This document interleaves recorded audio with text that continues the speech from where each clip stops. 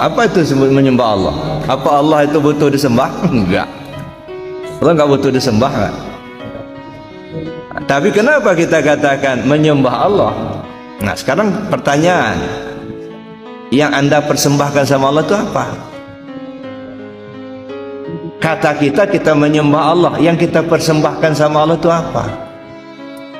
Isi sesembahan kita sama Allah itu ya mana? Munculnya dari mana? Allah nggak butuh disembah, nggak. Nah, tapi ada istilah menyembah Allah yang kita persembahkan. Nah, ini masuk ke kaji tasawuf lagi. Mana yang dipersembahkan? Dalam bahasa lain disebut mi'raj nantinya. Ada mi'raj jasmani, mi'raj ruhani, mi'raj ruhul kudus. Jadi kita persembahkan. Isi sesembahan itu ada 4. Ya. Islam, iman, tauhid, ma'rifat. Itu isi sesembahan. Menyembah Allah kata kita berisi enggak sesembahannya? Apa isinya? Islam. Apa itu Islam? Kepatuhan terhadap aturan. Kita katakan menyembah Allah, tapi maling juga enggak menyembah Allah, enggak. Walaupun tunggang-tunggik sholat. Isi sesembah itu pertama Islam. Islam itu apa? Aturan, ketundukan, kepatuhan dalam aturan Allah. Yang halal ambil, yang haram buang, perintah laksanakan, larangan tinggalkan. Itulah isinya. Kalau nggak begitu nggak berisi. Walaupun tunggang-tunggik sholat, Pak. Puasa tiap hari Senin, tapi masih juga judi, masih juga korupsi, maling. Nggak berisi sesembahannya itu. Itu satu isinya. Yang kedua iman. Apa iman? Keyakinan. Keyakinan kita kepada Allah. Yakin apapun yang diberikan, yang Allah, yang kita terima itu dari Allah. Baiknya dari Allah, jelek pun dari Allah.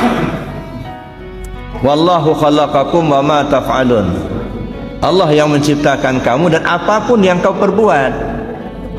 Jadi sesungguhnya Bapak duduk di situ bukan barang baru, Pak. Sudah ada ketentuan sebelum Bapak duduk. Jadi Bapak tinggal menjalankan saja sebenarnya.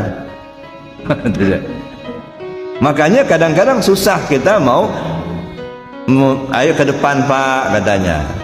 Jangan nyender. Susah Pak, kenapa? Memang udah tulisnya ke situ.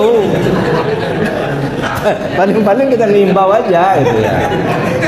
Memang sudah ditentukan dia harus nyender di situ, ya udah mau bagaimana lagi gitu kan.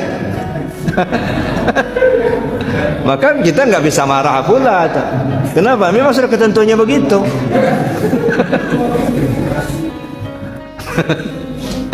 Jadi bukan barang baru. Kita duduk bersama sekarang ini bukan barang baru. Sebelum kita duduk sudah ada ketentuannya. Allah menentukan duduk di sini. Makanya kata orang tasawuf itu, walaupun tidak sama persis, gitu ya. Sebenarnya kita ini tidak seperti wayang, Pak. Ngejalanin aja. Nah, yang kerok itu karena kita merasa punya, merasa kuasa. Nah, di situ benturannya. Ada kita kalau nah ini salah satunya yang sering saya sorot juga. Pernah nggak Bapak dengar ada ayat? Innallaha la yughayyiru ma biqaumin hatta yughayyiru ma bi anfusihim. Allah tidak akan merubah nasib satu kaum sebelum kaum itu merubah nasib mereka sendiri. Pernah nggak dengar itu? Iya, sering kan? Syirik itu, Pak. Saya berani katakan syirik kalau pemahaman seperti itu.